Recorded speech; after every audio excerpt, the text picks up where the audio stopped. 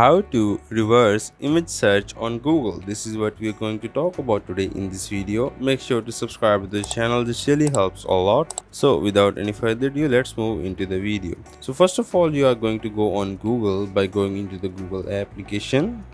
And over here you will be able to see a camera option. You have to click on the camera option. As you click on the camera option, now over here you will have all this kind of stuff in which you will be able to see your past items that you have stored and all the other items that you have stored. Now it is going to ask for the permission.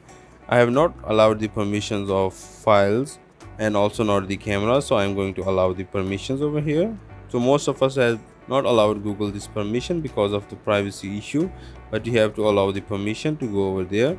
Now as I have allowed all the permission, now it will be able to see all of my stuff. Now let's say I am going to reverse search this image.